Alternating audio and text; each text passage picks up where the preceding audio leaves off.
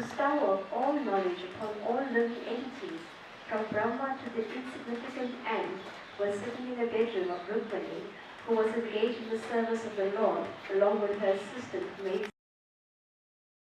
on the bedstead of Rukmini, and the maidservants were fanning him with chamaras, yak-tail fly whisks. Lord Krishna's dealings with Rukmini as a perfect husband are a perfect... Sorry, I need to go one back. Need to go one back. Are a perfect manifestation of the supreme perfection of the personality of Godhead. There are many philosophers who propound a concept of the absolute truth in which God cannot do this or that. They deny the incarnation of God or the supreme absolute truth in the human form, but actually the fact is different. God cannot be subject to our imperfect sensual activities. He is the all-powerful, omnipresent personality of Godhead, and by His supreme will, He can not only create, maintain, and annihilate the whole cosmic manifestation, but can also descend as an ordinary human being to execute the highest mission. As stated in the Bhagavad Gita, whenever there are discrepancies in the discharge of human occupational duties, He descends. He is not forced to appear by any external agency, but He descends by His own internal potency in order to re-establish the standard functions of human activities and simultaneously annihilate the disturbing elements in the progressive march of human civilization. In accordance with this principle of the transcendental pastimes of the Supreme Personality of Godhead, He descended in His external form as Sri Krishna in the dynasty of the Yadus. The palace of Rukmini was wonderfully furnished. Hanging from the ceiling were many canopies with laces bedecked with pearl garlands, and the whole palace was illuminated by the effulgence of valuable jewels. There were many flower groves of Malika and Chameli, which are considered the most fragrant flowers in India. There are many clusters of these plants, blooming flowers, enhancing the beauty of the palace. And because of the exquisite fragrance of the flowers, little groups of humming bees gathered around the trees, and at night the pleasing moonshine glittered through the network of holes in the windows. There were many heavenly flower trees of Parijata, and the mild wind stirred the fragrance of the flowers all around. Incense burned within the walls of the palace, and the fragrant smoke leaked out of the window shutters. Within the room were mattresses covered with white bed sheets. The bedding was as soft and white as milk foam. In this situation, Lord Sri Krishna sat very comfortably and enjoyed the service of Rukmini, who was assisted by her maidservants. Rukmini was very eager to get the opportunity to serve her husband, the Supreme Personality of Godhead. She therefore wanted to serve the Lord personally and took the handle of the chamara from the hand of a maidservant and began to move the fan. The handle of the chamara was made of gold and bedecked with valuable jewels, and it became more beautiful when taken by Rukmini because of all her fingers were beautifully set with jeweled rings. Her legs were decorated with jeweled ankle bells, which rang very softly between the pleats of her sari. Rukmini's raised breasts were smeared with kumkuma and saffron. Thus her beauty was enhanced by the reflection of the reddish color emanating from her covered breasts. Her high hips were decorated with a jewel lace girdle, and a locket of great effulgence hung on her neck. Above all, because she was engaged in the service of Lord Krishna, although at that time she was old enough to have grown-up sons, her beautiful body was beyond compare in the three worlds. When we take account of her beautiful face, it appears that the curling hair on her head, the beautiful earrings on her ears, her smiling mouth, and her necklace of gold all combined to shower rains of nectar, and thus it was definitely proven that Rukmini was none other than the original goddess of fortune, who is always engaged in the service of the lotus feet of Narayana. The pastimes of Krishna and Rukmini in Dwaraka are accepted by great authorities as manifestations of those of Narayana and Lakshmi, which are of an exalted opulence. The pastimes of Radha and Krishna in Vrindavan are simple and rural, distinguished from the polished urban characteristics of those of Dwaraka. The characteristics of Rukmini were unusually bright, and Krishna was very much satisfied with her behavior. Krishna had experienced that when Rukmini was offered a parijata flower by Narad Muni, Satyabhama had become envious of her co-wife and had immediately demanded a similar flower from Krishna.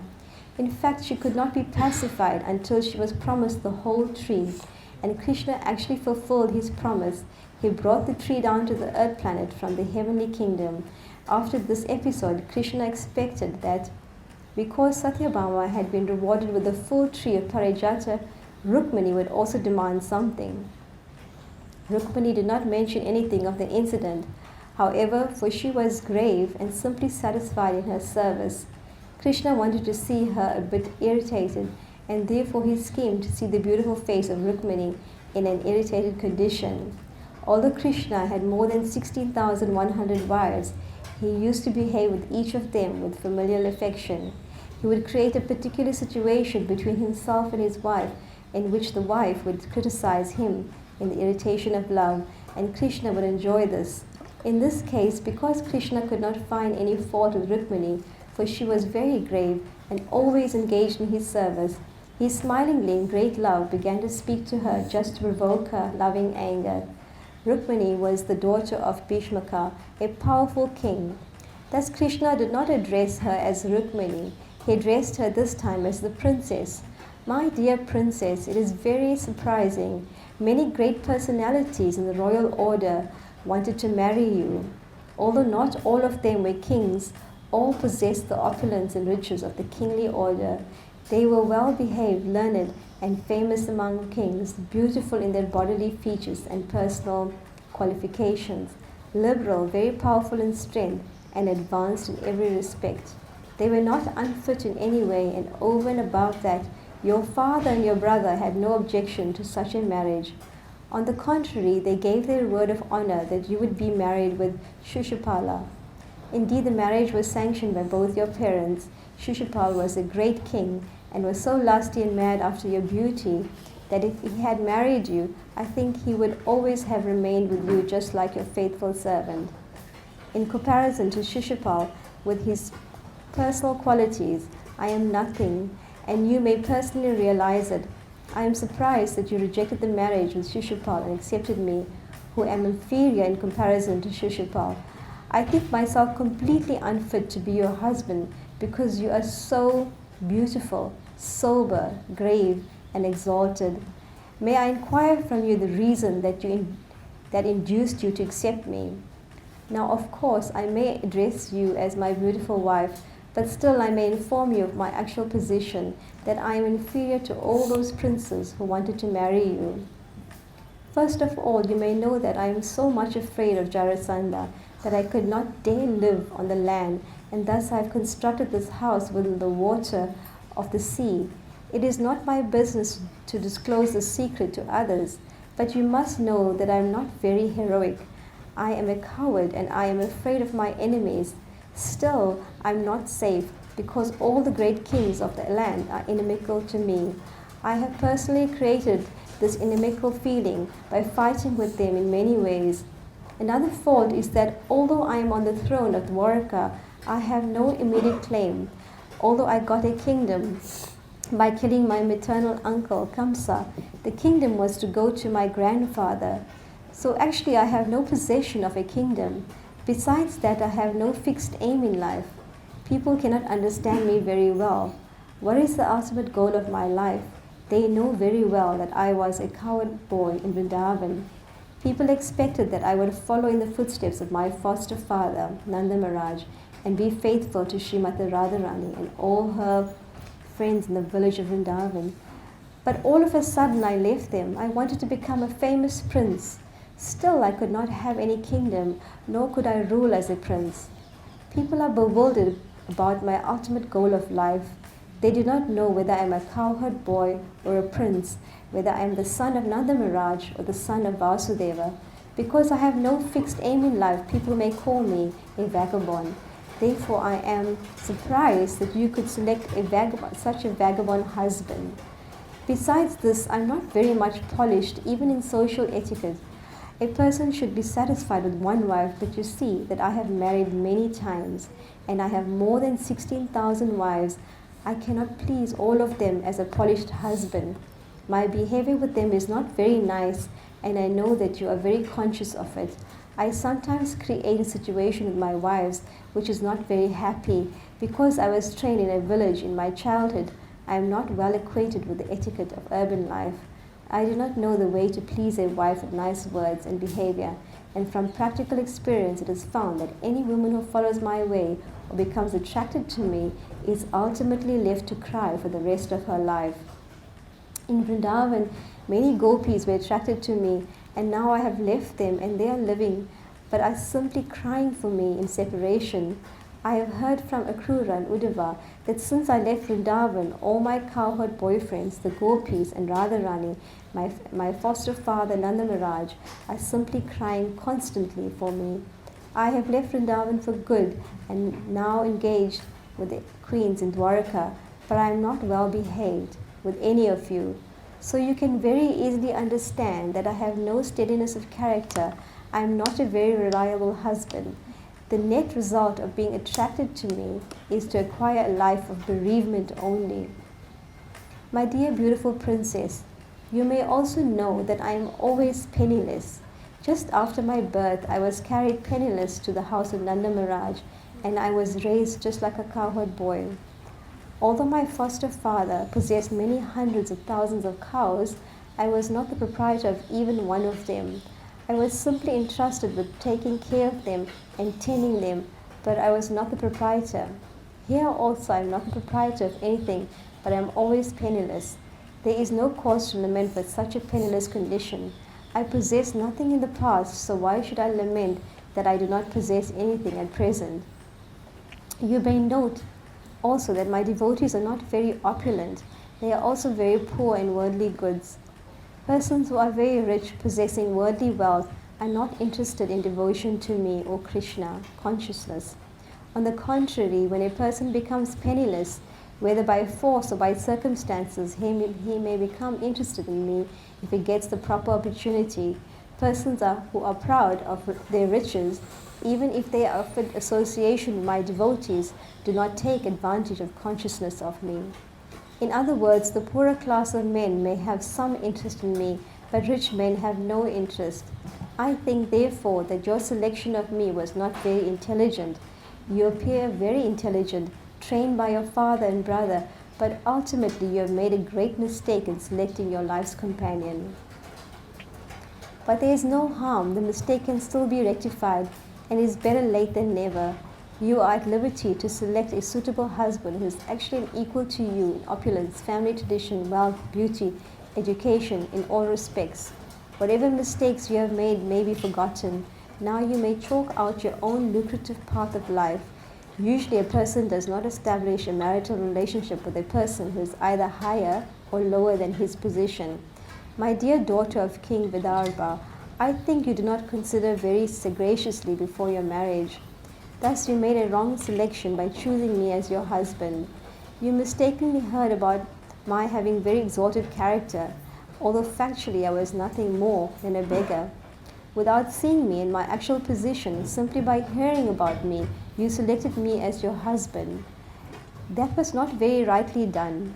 Therefore, since it is better late than never, I advise you to now select one of the great Kshatriya princes and accept him as your life's companion, and you may reject me. Krishna was proposing that Rukmani divorce him at a time when Rukmani already had many grown-up children. Therefore, Krishna's whole proposition appeared to be something unexpected, because according to the Vedic culture, there was no such thing as separation of husband and wife by divorce. Nor was it possible for Rukmani to choose a new husband at her advanced age when she had many married sons. To Rukmani, every one of Krishna's proposals appeared crazy, and she was surprised that Krishna could say such things. Simple as she was, her anxiety was increasing more and more at the thought of separation from Krishna. Krishna continued, "After all, you have to prepare yourself for your next life. I therefore advise that you select someone who can help you in both this life and the next, for I am completely unable to help. My dear beautiful princess, you know that all the members of the princely order, including Shishupal, Salva, Jarasandha, Dantavarka, and even your elder brother Rukmi are my enemies. They do not like me at all. They hate me from the cause of their hearts.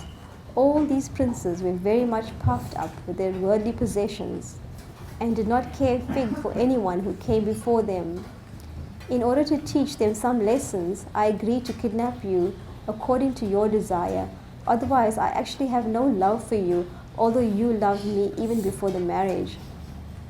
As I've already explained, I am not very much interested in family life or love between husband and wife. By nature, I am not very fond of family life, wife, children, home, and opulences. As my devotees are always neglectful of all these worldly possessions, I am also like that. Actually, I am interested in self-realization. That gives me pleasure, and not this family life. After submitting his statement, Lord Krishna suddenly stopped. This great authority, Sukadev, or just going back. Oops. As I've already explained, I'm not very much interested in family life or love between husband and wife. The great authority, Sukadev, Goswami remarks that Krishna almost always passed his time with Rukmini, and Rukmini was a bit proud to be so fortunate that Krishna never left her even for a moment. Krishna, however, does not like any of his devotees to be proud. As soon as a devotee becomes so, by some tactic he cuts down that pride. In this case also, Krishna said many things which were hard for Rukmini to hear. She could only conclude that although she was proud of her position, Krishna could be separated from her at any moment. Rukmini was conscious that her husband was not an ordinary human being. He was the Supreme Personality of Godhead, the Master of the three worlds. By the way he was speaking, she was afraid of being separated from the Lord, for she had never heard such harsh words from Krishna before. Thus she became perplexed with fear of separation, and her heart began to palpitate. Without replying to a word of Krishna's statement, she simply cried in great anxiety, as if drowning in an ocean of grief. She silently scratched the floor with her toenails, which reflected reddish light on the floor. The tears from her eyes mixed with the black cosmetic ointment from her eyelids and dropped down, washing the kumkum and saffron from her breast. Choked up on account of great anxiety, unable to speak even a word, she kept her head downward and remained standing just like a stick. Due to extremely painful fear and lamentation, she lost all her powers of reason and became weak, her body losing so much weight that the bangles on her wrist became slack. The chamara with which she was serving Krishna immediately fell from her hand. Her brain and memory became puzzled, and she lost consciousness. The nicely combed hair on her head scattered here and there, and she fell down straight like a banana tree cut down by a whirlwind. Lord Krishna immediately realized that Rukmini had not taken his words in a joking spirit. She had taken them very seriously, and in her extreme anxiety over immediate separation from him, she had fallen into this condition.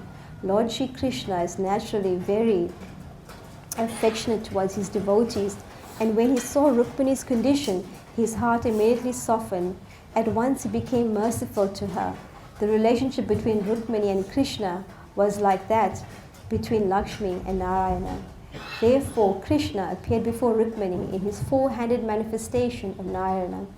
She got down from the bedstead, lifted her head up by her hands, and placing his cooling hands on her face, smoothed the scattered hair on her head. Lord Krishna dried the wet breasts of Rukmini ji with his hand. Understanding the seriousness of Rukmini's love for him, he embraced her to his chest. The Supreme Personality is expert in putting a thing reasonably for one's understanding, and thus he tried to retract all that he had said before. He is the only resort for all devotees, and so he knows very well how to satisfy his pure devotees. Krishna understood that Rukmini could not follow the statements he had made in a joking way. To counteract her confusion, he spoke as follows. My dear daughter of King Vidarbha, my dear Rukmini, please do not misunderstand me. Don't be unkind to me like this. I know that you are sincerely and seriously attached to me. You are my eternal companion.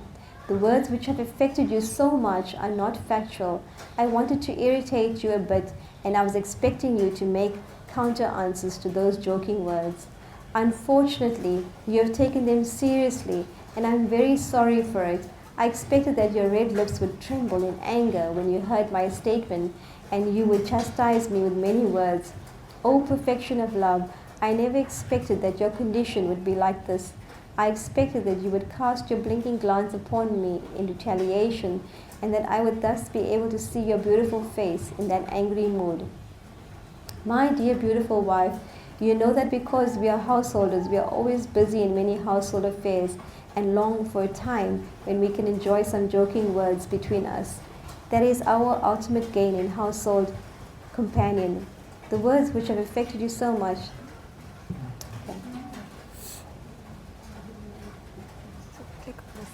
Okay. Actually, household work very hard day and night, but all fatigue of the day's labor is minimized as soon as they meet husband and wife together and enjoy life in many ways. Lord Krishna wanted to exhibit himself as being like an ordinary householder who delights himself by exchanging joking words with his wife. He therefore repeatedly requested Rukmini not to take these words very seriously. In this way, when Lord Krishna pacified Rukmini by his sweet words, she could understand that what he had formerly said was not actually meant seriously, but was spoken to evoke some joking pleasure between themselves. She was therefore pacified by hearing the words of Krishna. Gradually she was freed from all fear of separation from him, and she began to look at his face very cheerfully with her naturally smiling face. She said, "My dear lotus-eyed Lord, your statement that we are not a fit combination is completely right. It is not possible for me to come to an equal level with you, for you are the reservoir of all qualities, the unlimited Supreme Personality of Godhead. How can I be a fit match for you? There is no possibility of comparison with you, who are the master of all greatness, the controller of all three qualities, and the object of worship for great demigods like Brahma and Lord Shiva. As far as I'm concerned, I'm a product of the three modes of material nature which impede the progressive advancement of devotional service. When and where can I be a fit match for you? My dear husband, you have rightfully said that you have taken shelter in the water of the sea as if you were afraid of the kings. But who are the kings of this material world? I do not think that the so-called royal families are the kings of the material world. The kings of the material world are the three modes of material nature who are actually its controllers. You are situated in the core of everyone's heart, where you remain completely aloof from the touch of the three modes of material nature, and there is no doubt about it. You say you always maintain enmity with the worldly kings. But who are the worldly kings? I think the worldly kings are the senses. They are the most formidable, and they control everyone. Certainly you may maintain enmity with these material senses. You are never under the control of the senses. Rather, you are the controller of the senses. Rishikesh. My dear Lord, you have said that you are bereft of all royal power, and that is also correct. Not only are you bereft of supremacy over the material world, but even your servants, those who have some attachment to your lotus feet, also give up supremacy over the material world, because they consider the material position to be the darkest region which checks the progress of spiritual enlightenment. Your servants do not like material supremacy, so what to speak of you? My dear Lord, your statement that you do not act as an ordinary person with a particular aim in life is also perfectly correct. Even your great devotees and servants, known as great sages and certainly saintly persons, remain in such a state that no one can get any clue as to the aim of their lives. Human society considers them crazy and cynical. Their aim of life remains a mystery to the common human being. The lowest of mankind can know neither you nor your servants. A contaminated human being cannot even imagine the pastimes of you and your devotees, O Unlimited One, when the activities and endeavors of your devotees remain a mystery to the common human beings, how can your motives and endeavors be understood by them? All kinds of energies and opulences are engaged in your service, but still they rest at your shelter. You have described yourself as penniless, but this condition is not poverty, since there is nothing in existence but you. You do not need to possess anything. You yourself are everything. Unlike others, you do not require to purchase anything extraneously. With you, all contrary things can be adjusted because you are absolute. You do not possess anything, but no one is richer than you. In the material world, no one can be rich without possessing. Since your lordship is absolute, you can adjust the contradiction of possessing nothing, but at the same time be the richest. In the Vedas, it is stated that although you have no material hands and legs, you accept everything offered in devotion by the devotees. You have no material eyes and ears, but still you can see and hear everything, everywhere. And although you do not possess anything, the great demigods who accept prayers and worship from others come and worship you to solicit your mercy. How can you be categorized as poor among the poor? My dear Lord, you have also stated that the richest section of human society does not worship you. This is also correct because persons who are puffed up with material possessions think of utilizing their property for sense gratification. When a poverty-stricken man becomes rich, he makes a program for sense gratification due to his ignorance of how to utilize his hard-earned money. Under the spell of the external energy, he thinks that his money is properly employed in sense gratification, and thus he neglects to render you transcendental service. My dear Lord, you have stated that persons who possess nothing are very dear to you, renouncing everything. Your devotee wants to possess you only. I see, therefore, that a great sage like Narad Muni, who does not possess any material property, is still very dear to you. And such persons do not care for anything but your lordship.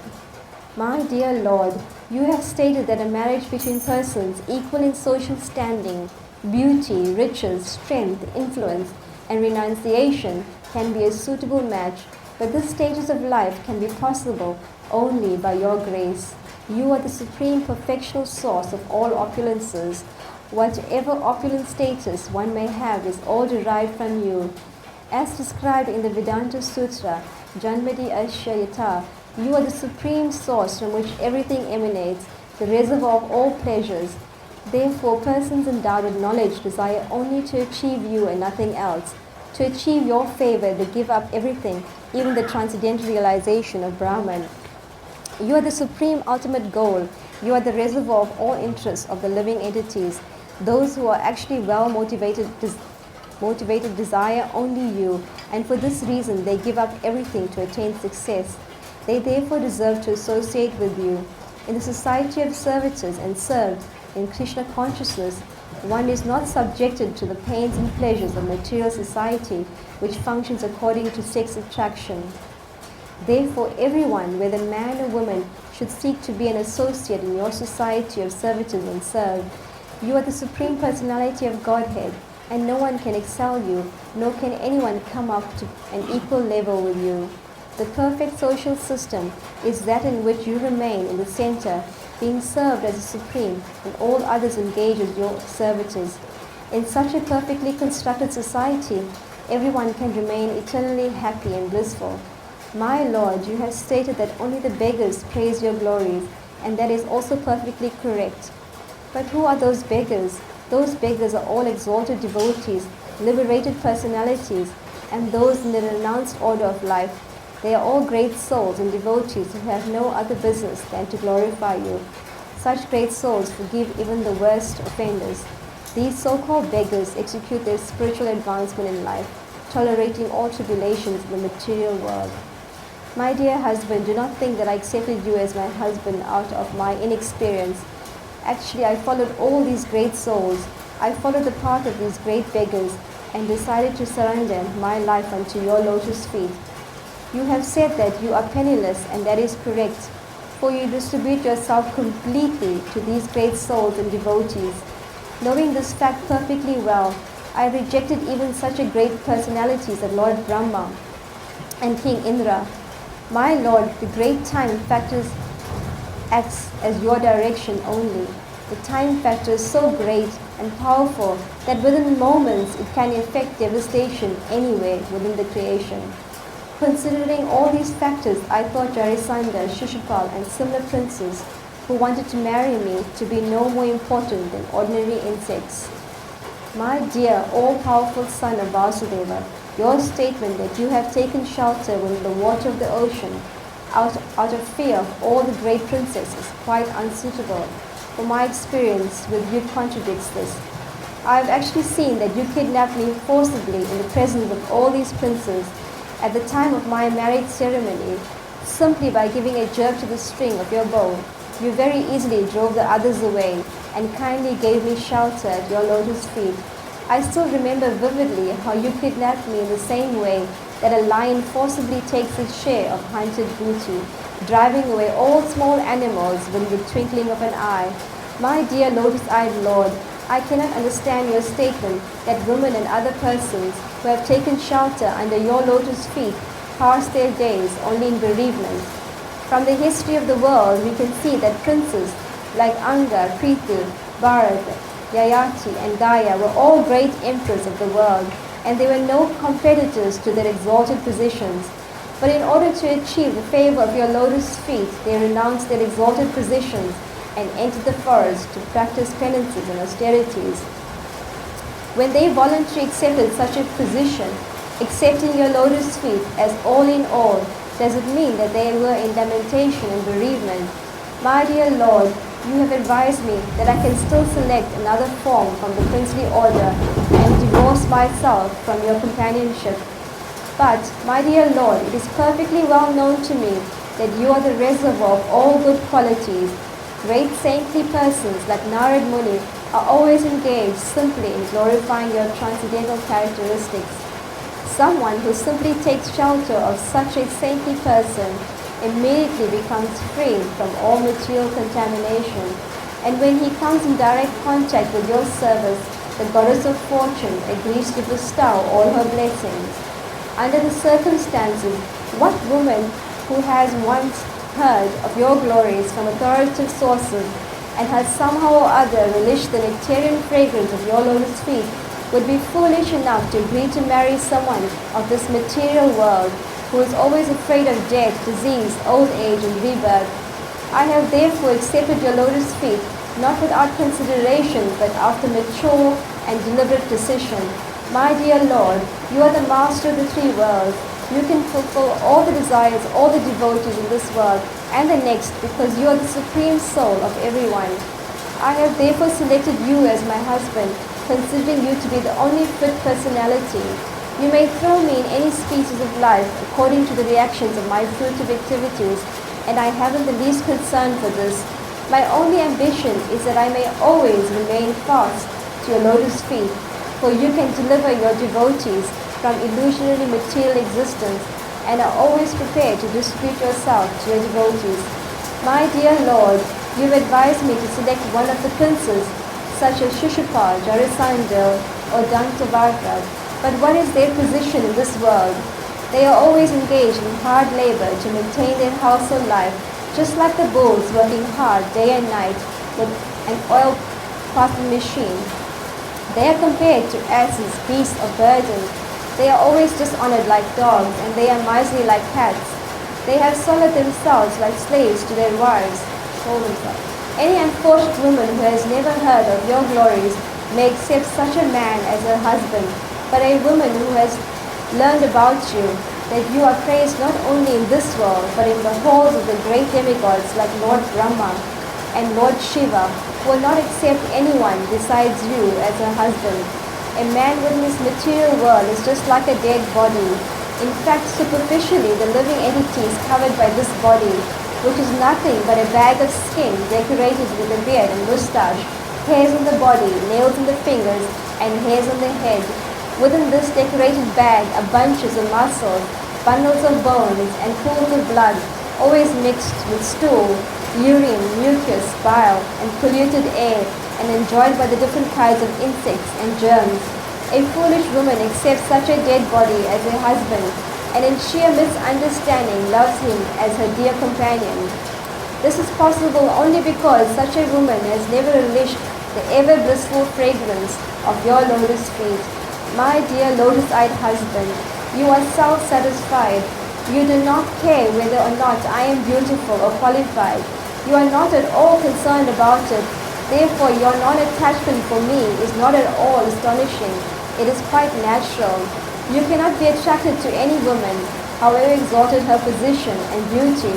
Whether you are attached to me or not, may my devotion and my attention be always engaged at your lotus feet. The material mode of passion is also your creation. So when you passionately glance upon me, I accept it as the greatest boon of my life. I am ambitious only for such auspicious moments. After hearing Rukmini's statement and her clarification of each and every word he had used to arouse her anger of love toward him, Krishna addressed Rukmini as follows: My dear chaste wife, my dear princess, I expected such an explanation from you, and only for this purpose did I speak all those joking words, so that you might be cheated of the real point of view. Now my purpose has been served. The wonderful explanation you have given of my every word is completely factual and approved by me. O most beautiful Rukmini, you are my dearmost wife. I am greatly pleased to understand how much love you have for me.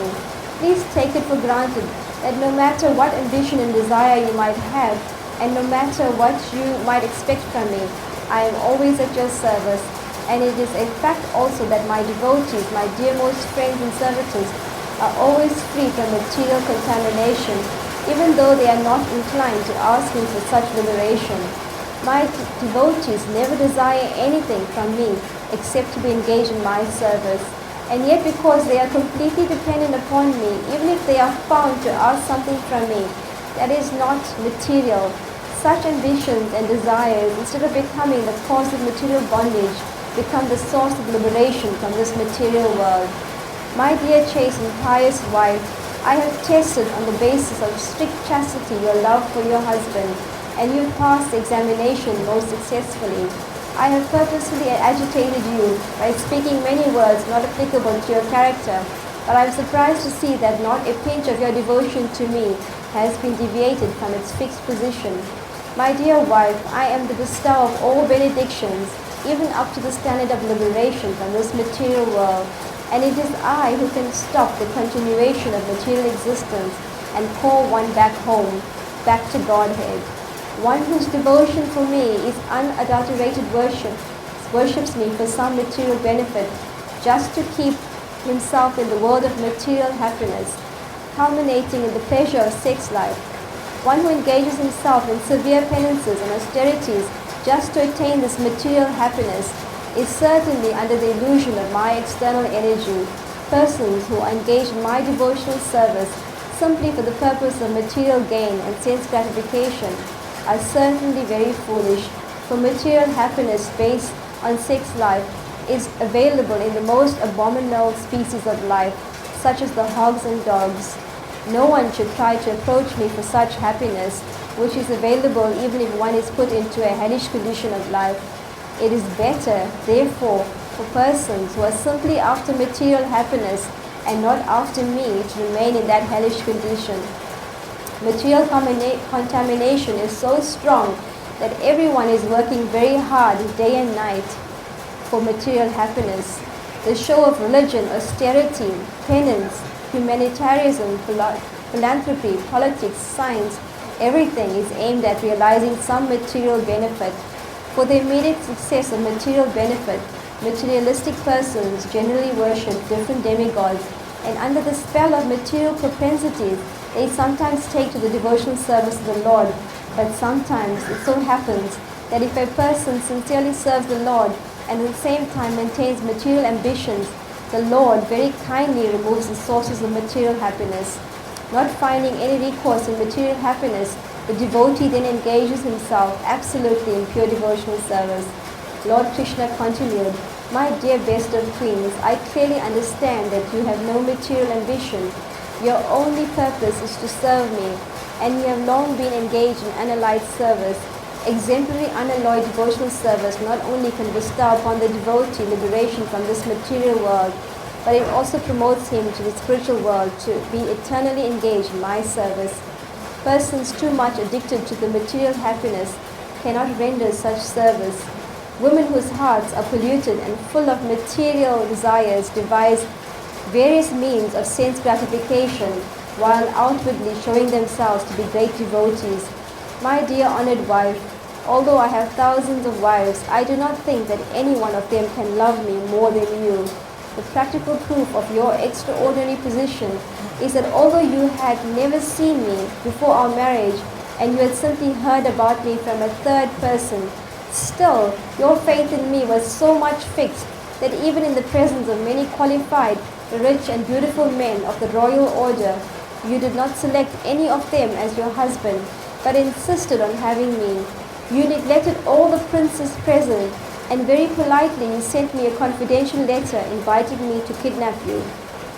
While I was kidnapping you, your elder brother, Rukmi, violently protested and fought with me, and as a result of the fight, I defeated him mercilessly and disfigured his body. At the time of Aniruddha's marriage, when we were all playing chess, there was another fight with your brother Rukmi on a controversial verbal point, and my elder brother Balaram finally killed him. I was surprised to see that you did not utter even a word of protest over this incident. Because of your great anxiety that you might be separated from me, you suffered all the consequences without speaking even a word. As a result of this great silence, my dear wife, you have purchased me for all time. I have come eternally under your control. You sent your messenger inviting me to kidnap you, and when you found that there was a little delay in my arriving on the spot, you saw the whole world as vacant. At that time you concluded that your beautiful body was not fit to be touched by anyone else. Therefore, thinking that I was not coming, you decided to commit suicide and immediately end that body. My dear Rukmini, such great and exalted love for me will always remain within my soul. As far as I am concerned, it is not within my power to repay you for your unalloyed devotion to me. The Supreme Personality of Godhead, Krishna, certainly has no business being anyone's husband or son or father, because everything belongs to him and everyone is under his control. He does not require anyone's help for his satisfaction. He is Atma Rama, self-satisfied. He can derive all pleasure by himself without anyone's help. But when the Lord descends to play the part of a human being, he plays a role either as a husband, son, friend or enemy in full perfection. As such, when he was playing as the perfect husband of the queens, especially of Rukminiji, he enjoyed conjugal love in complete perfection. According to Vedic culture, although polygamy is allowed, none of one's wives should be ill-treated. In other words, one may take many wives only if he is able to satisfy all of them equally as an ideal householder. Otherwise, it is not allowed. Lord Krishna is the world teacher. Therefore, even though he had no need for a wife, he expanded himself into as many forms as he had wives, and he lived with them as an ideal householder, observing the regulated principles, rules, and commitments in accordance with the Vedic injunctions and the social laws and customs of society. For each of his 16,108 wives, he simultaneously maintained different palaces, different establishments, and different atmospheres. Thus the Lord, although one, exhibited himself as 16,108 ideal householders. Thus ends the Bhaktivedanta purport, the 16th chapter of Krishna, talks between Krishna and Rukmini. Srila Prabhupada. Shri Guru Shri Jatapadakamalam Shri Gurun Vaishnavanscha Shri Rupam Sagrajatam Sadhana Raghunatanditam Tam Savivam Sadvaitam Savatutam Pavijana Sahitam Krishna Chaitanya Devam Shri Radha Krishna Padan Sahagana Lalita Shri Vishakhanditamscha Hey Krishna Karuna Sindho Deenabandho Jagatpate Gopesha Gopika Kanta Radha Kanta Namostute Bhakta Kamshana Gaurangi Radhe Vrindavaneshwari Vishwadhanu Sute Devi Pranamami Hori Priye Vanchako Kuturupyascha Kripa Sindho Yevacha Patitanam Pavanebhyo Vaishnavebhyo Namo Namaha Shri Krishna Chaitanya Prabhu Nityananda Shri Advaita Gadadhar Shivasari Gaur Bhaktivinoda Hare Krishna Krishna Krishna Hare Hare Hare Rama Rama Rama Hare Hare.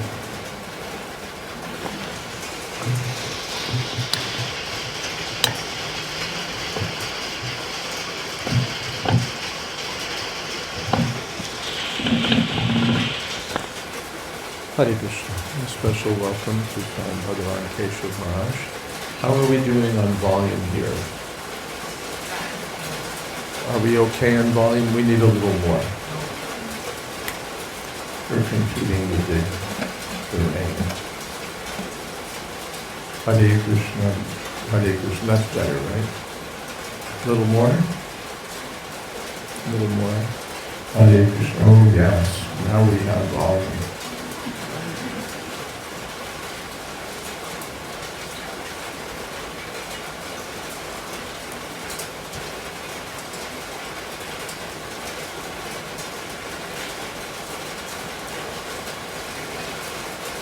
So we find that Krishna wanted to enjoy some joking with his wife, Rukmini, to tease her and get her angry.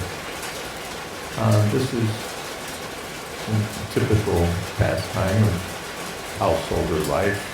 The husband teases the wife, or the wife teases the husband to create some irritation, some mock argument, and then they go back and forth about it, and this is a kind of enjoyment.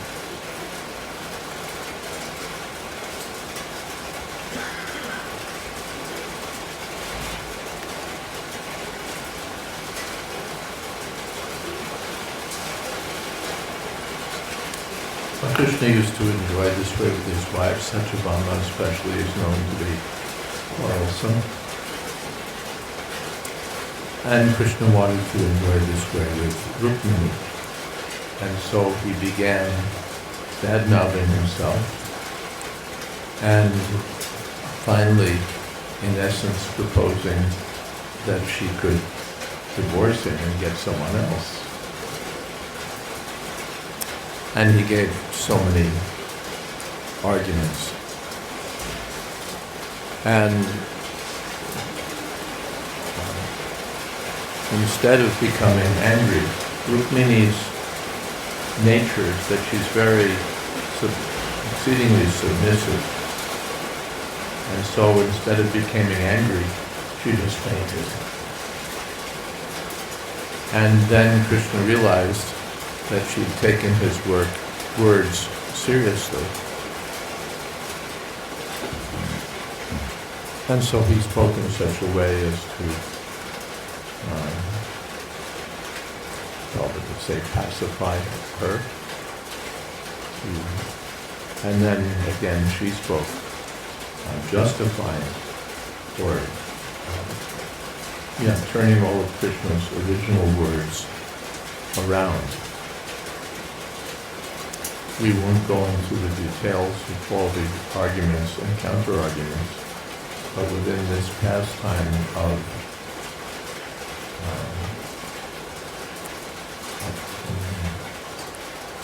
lovers, attempted lovers' quarrel, so much philosophical understanding is imparted. Finally, Sukdev Goswami says that Lord Krishna lived as a perfect householder with all of his 16,001 queens, and in this way we end the chapter. Are there any questions? Yes.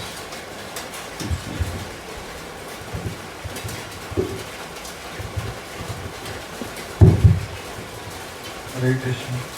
Not to see, but okay. Hare Krishna.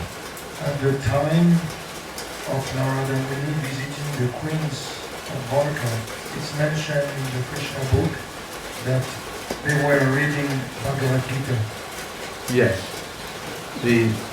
This is found in many places that the gopis also say, my dear Lord, as you say in Bhagavad Gita.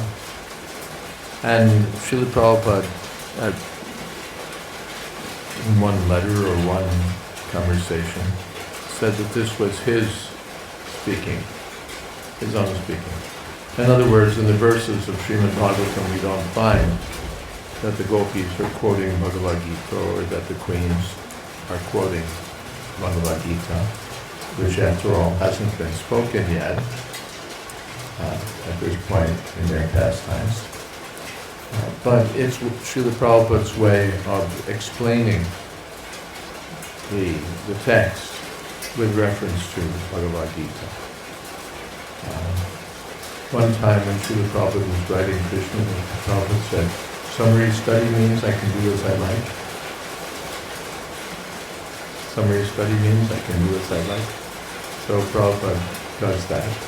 He inserts these references to Bhagavad Gita for the benefit of the reader, so that the reader can understand the true purport of what's being said. My question was, if there is Bhagavad Gita known at that time? No. No, not at all.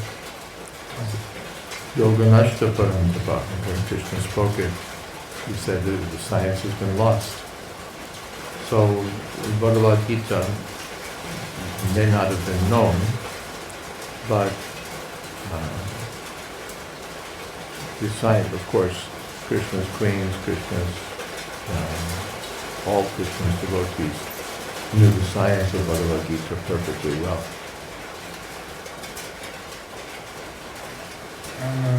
May I ask a second question? Thank you.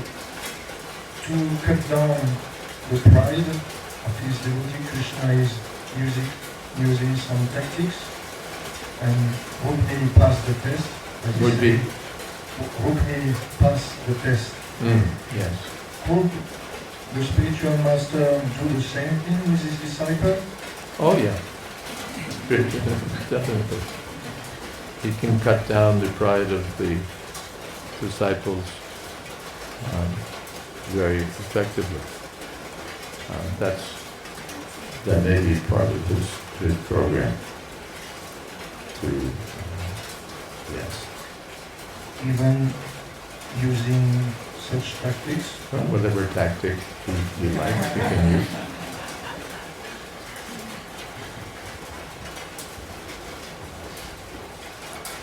But when Prabhupada did that, he would take a post away from someone. But then the devotee would find that actually he'd been promoted. Prabhupada one time said in Krishna consciousness there's no punishment, only reward. We find that Krishna sometimes takes away all the wealth of the devotee. That appears to be a punishment, but actually it's a reward.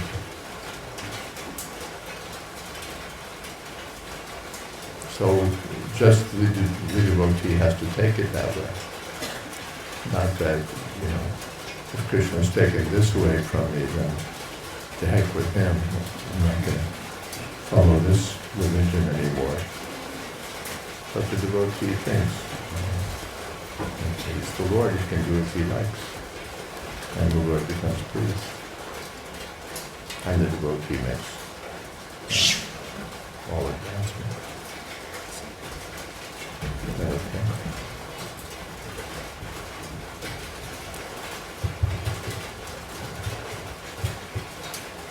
Alright, just in regards to pride, is it okay for a devotee to feel proud after completing his service, or is there no room for that? Well, the pride is not very much appreciated. Why should I feel proud having completed the service? It's only by Krishna's mercy that I was able to complete something. So why be proud over my accomplishment when it was only made possible by Krishna? So the devotee gives Krishna the credit rather than taking pride in his own accomplishment. Also, you know, for anger, we get told that. I think we need to turn this down, Mr. Lewis.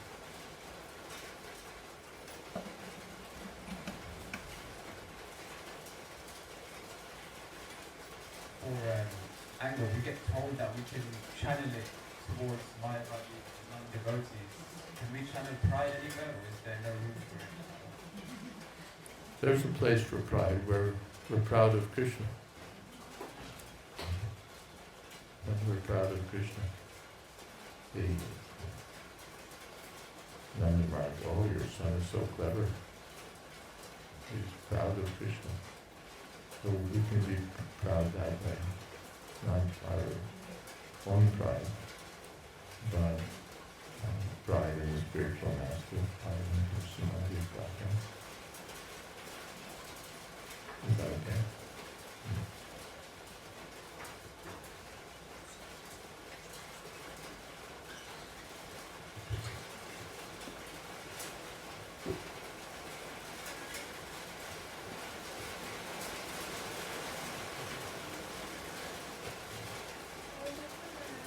Hare Krishna.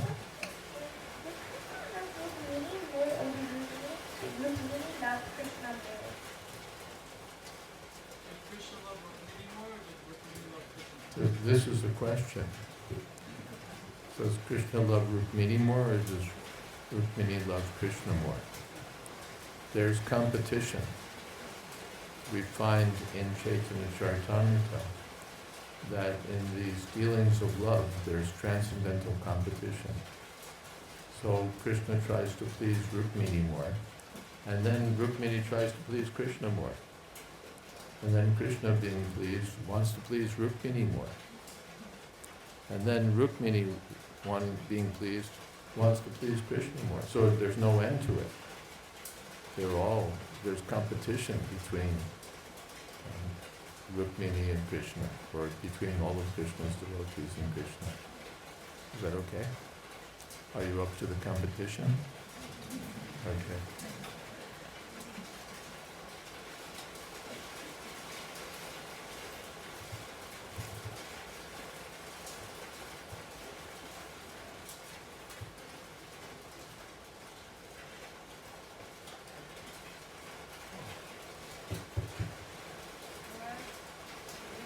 No.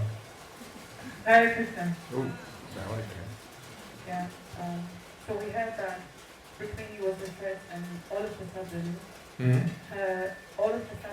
Rukmini's hair started to be scattered, but then she started to lose weight. Yeah, I was wondering about that too.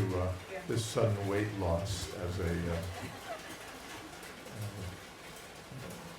I guess we could go back to the Bhagavatam and look at the verse and see literally what it was. Are you quick? You want to look at the verse? There's the editors got to it, but there was a place in the same area where Prabhupada said that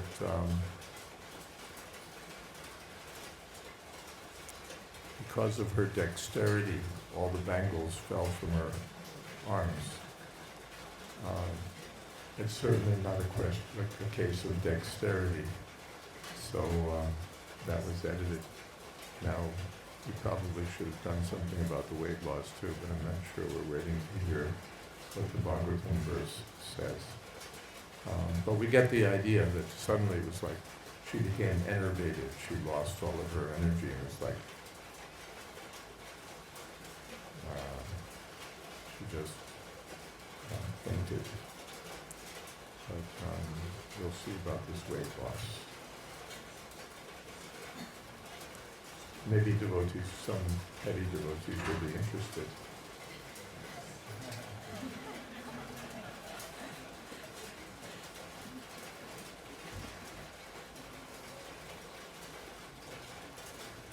Okay.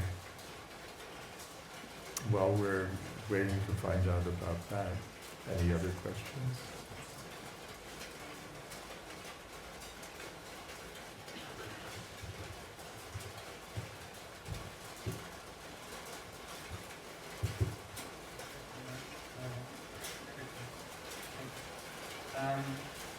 In one of Krishna's arguments, he said, people expected that I would follow in the footsteps of my foster father Nanda Maharaj and be faithful to Srimati Radharani and all her friends in the village of Vrindavan. So how could Krishna tell to Rukmini that he is faithful to Srimati Radharani? He said that he wasn't. But, People expected that I would be faithful to her, but I walked out on them all. How could people expect Krishna to be faithful to Srimati Radharani if they were not married? You can look at that verse too, but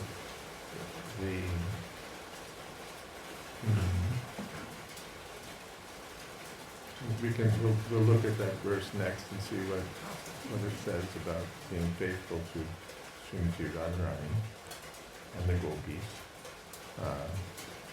Srimati Radharani wouldn't be mentioned in that verse because Srimati Radharani is hardly mentioned anywhere in Bhagavatam. It's always, she's always kept confidential. So again, that's Srila Prabhupada's purport, that it was expected that Krishna would be faithful to all the residents of Vrindavan who had such love for him. But he said, I walked out on all of them. And Srimati Radharani, that must be Prabhupada's contribution. I was also thinking that possibility when you mentioned in the beginning about the summary study, how and the thesis. But then, how do we harmonize that with teachings and the Siddhanta of the Acharyas? Because all of the teachings are mentioning the parity above of Vrindavan, and here Prabhupada is stating No, it's the clear opposite. that nobody thought that Krishna was Srimati Radharani's husband. My guess is that Prabhupada's drawing this from some Acharya commentary. I couldn't say for sure. But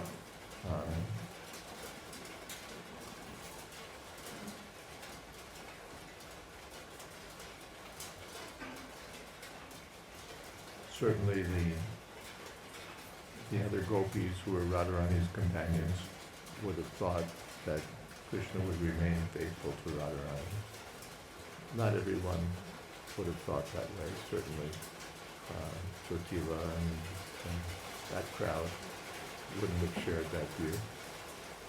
But at least that her companions would have thought that way.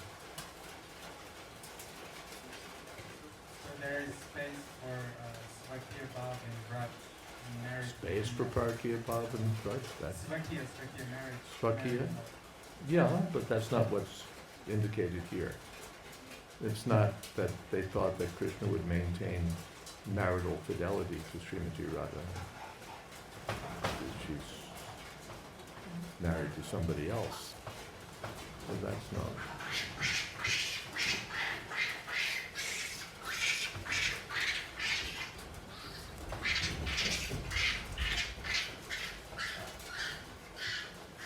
But at least they would have thought that Krishna would behave like a faithful paramour.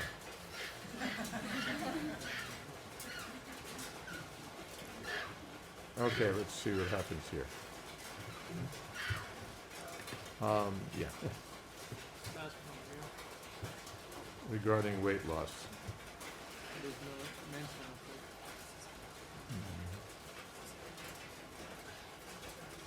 There's also not enough light here to see. Could you turn up the light a little bit? Thank you.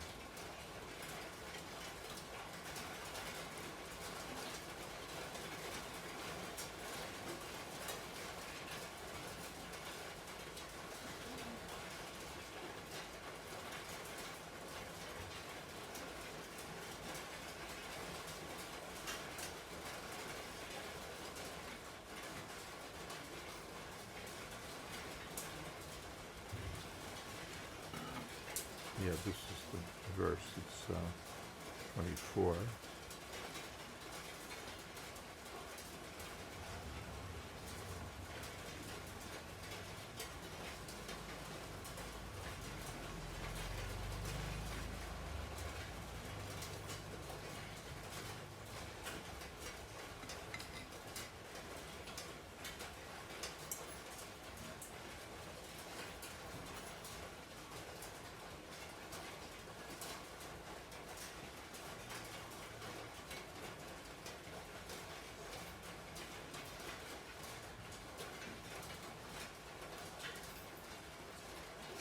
Yeah, the verse basically says everything was disrupted.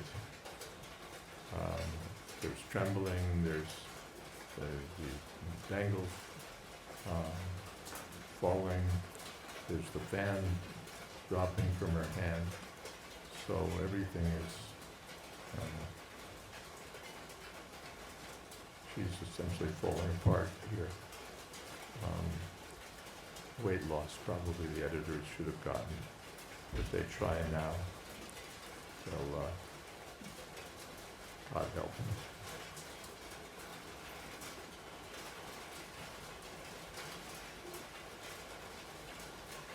Okay, yes. Gornarayan ji.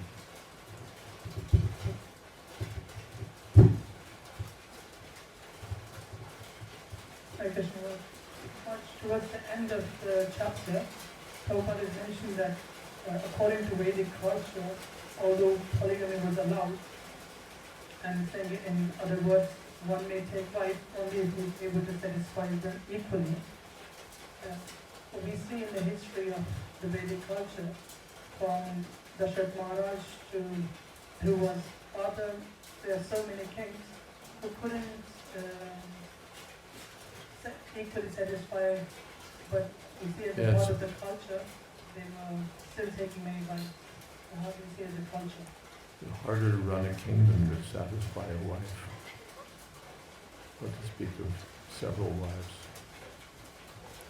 It may not be perfectly, but the idea is that it's his duty to satisfy the wives as far as possible.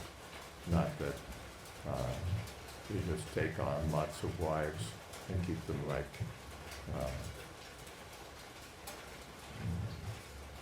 trophies or neglected possessions. But if you're going to take a wife, you have to provide for her, you have to make her happy, you have to all of that. So that's the injunction. And generally, that's what the kings did. They would maintain many wives in opulence. But this being the material world, things are not perfect. My late godbrother Vasudev from Fiji had two wives.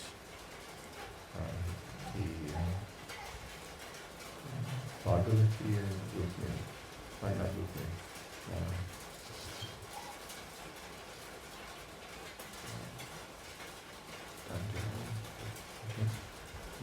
Anyway, both lovely wives, both super cooks, and he maintained both of them very well. He was a very prosperous businessman, and so he maintained both wives. It was not outside the culture. So even in very recent times. Prabhupada considered the idea that ISKCON devotees could take several wives, more than one. That could solve the problem of imbalance by which there would be women with no husbands. Prabhupada said about the men, he said, after all, they're spoiled anyway. He's already married, he's spoiled anyway. So, more than one. But then Prabhupada decided that this wouldn't be good. And so all of our ladies lost the opportunity to become co-wives.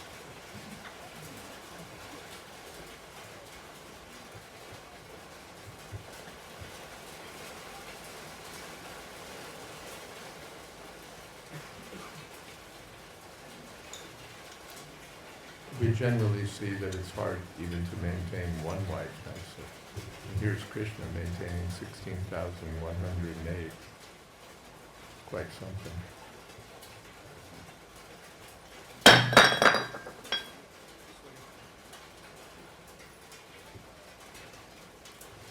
Something else?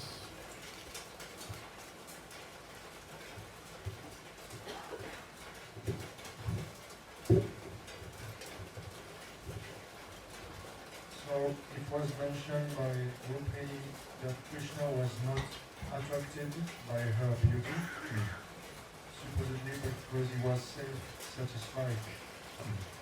Is that the source to cut the ignorance? Is that what? The source. Source. Is what the source? Source. Is what the source? Self-satisfaction. Krishna is the source of everything. Self-satisfaction and everything else. But is self-satisfaction the source to cut ignorance? Is self-satisfaction the source to cut ignorance? It certainly helps. That's austerity. In the Bhagavad Gita, Mana Prasada Somyatvam. Mana Prasada Somyatvam. In the Bhagavad Gita it said that austerity, in goodness, there's austerity of the mind, of words, of the body, and austerity of mind is Atma Prasada, self-satisfaction. So that's a form of, yes, so that's there as austerity. And by austerity comes knowledge, Jnana Vairagya Yuktiya, the two go together.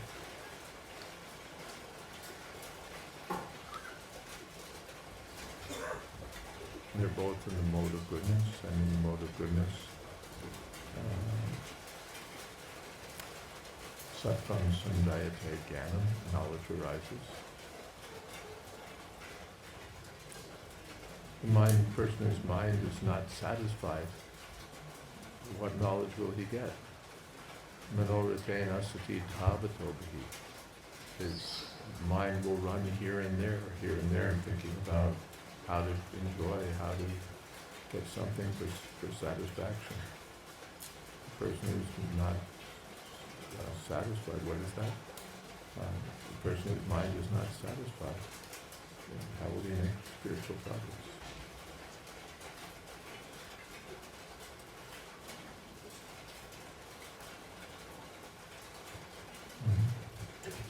Seems like this rain is the rain of Indra before Govardhan Hill is being lifted.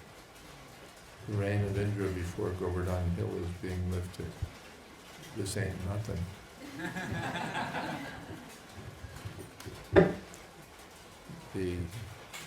This is a little shower.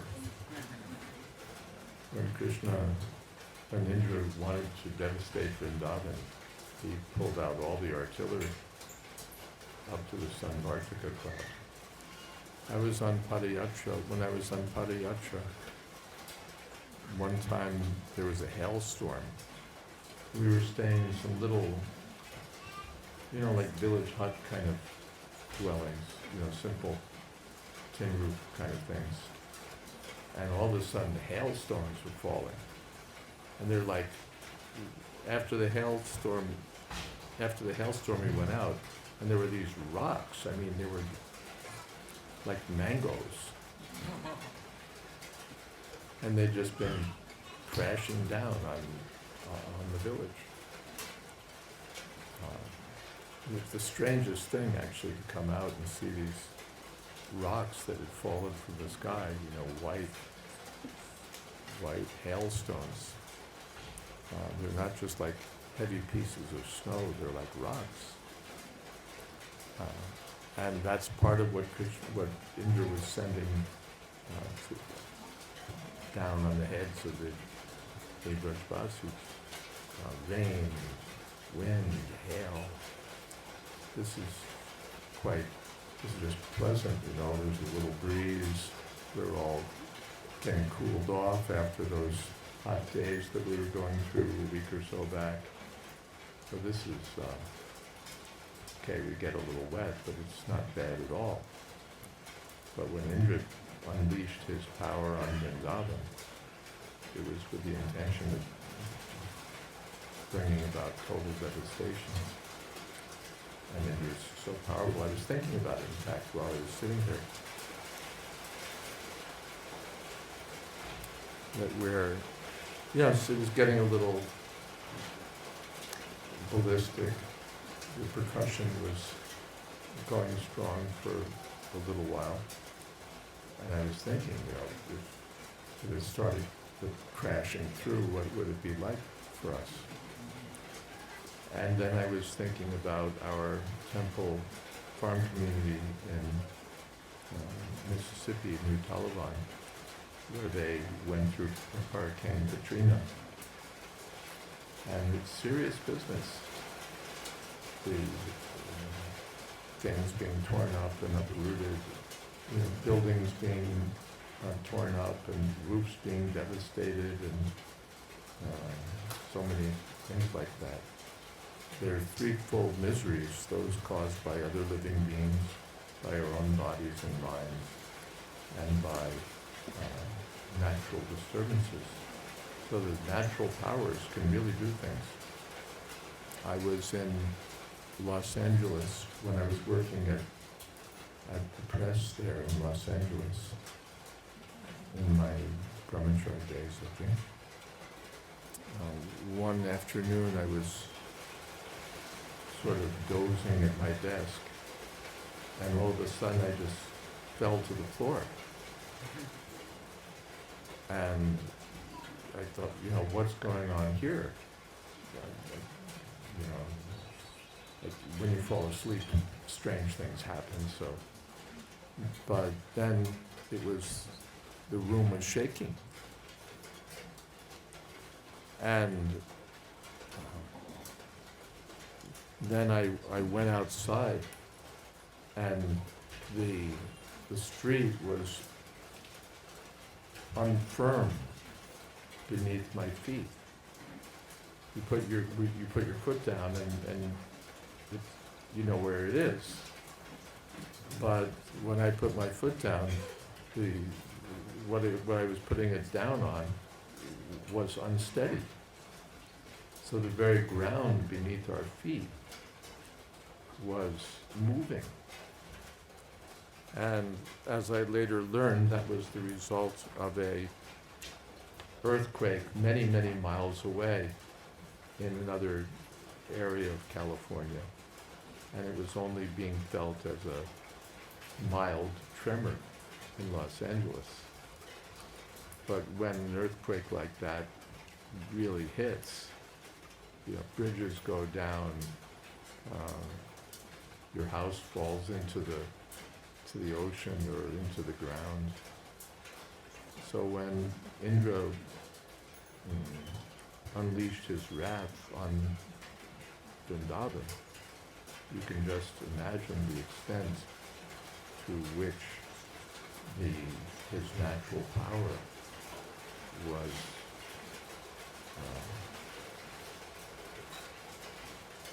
employed against the Vrajbasis.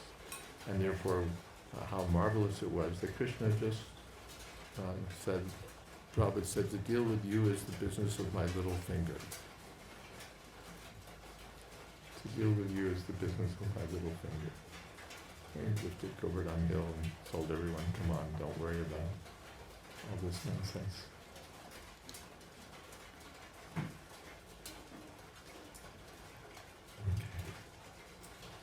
Okay. Is there a last question?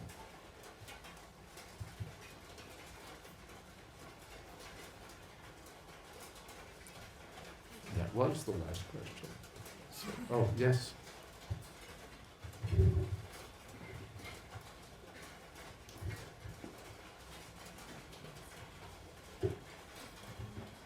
Hare Krishna, can humans be ignored for higher purpose?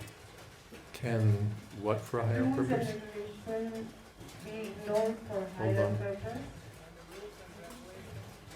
Rules and regulations. Can the rules and regulations be ignored for a higher purpose? By a person who knows what he's doing. Sometimes, because the rules are meant for the ordinary person, the especially capable person may ignore the rules, or the especially authorized person. Just like sometimes there'll be some sign that you shouldn't step in this area because there's high electricity, you may risk death. But the authorized person from the electrical company steps in and he's not at risk because he's expert and knows what he's doing. Or similarly in the railway line, don't go here, don't go there. But then the workers go there because they know what they're doing. So the rules and regulations essentially don't apply to them. But if the ordinary person ignores the rules and regulations, then he's putting himself at risk. Except in times of emergency. In an emergency, one can ignore the rules and regulations. That's different. When my mother was in labor with my sister, she needed to get to the hospital right away. So they were driving to the hospital, and then the obstetrician, a family friend, was driving in another car. Then things weren't going very far, so my mother got in that car, and then the police came and they were helping. And so she was going, this way, that way, and the other way. Didn't matter which side of the road, didn't matter what speed, didn't matter anything, because it was an emergency. But the next day, if the same people had tried to drive the same cars on the same road that way, they would have been arrested. So that's called apadharma. In the time of emergency, one can do things. But otherwise, we should follow. We shouldn't be looking for opportunities to ignore the rules and regulations. They're meant for our benefit. Is that okay? Thank you. Thank you. All right, so we can stop here. And our idea is that we'll continue this program as we've been doing every day. And now that Damodar month is beginning today, Kartik month, we'll have our Damodar Ashtakam program here. I think the temple is already sufficiently crowded. Those who want to join the crowd will surely find it exciting. And those who want to stay here will be doing our Damodar Ashtakam program here at 6 o'clock, which is what it is now. And what's happening in Didi land? Is something happening and we're waiting for something to finish, or will the curtains suddenly open again, or what will happen? Tomorrow, no plans tomorrow. Oh yeah, tomorrow. no class, no program. The Govardhan Retreat Center is opening tomorrow, so I'll be there, and I won't be here. So, but we'll resume again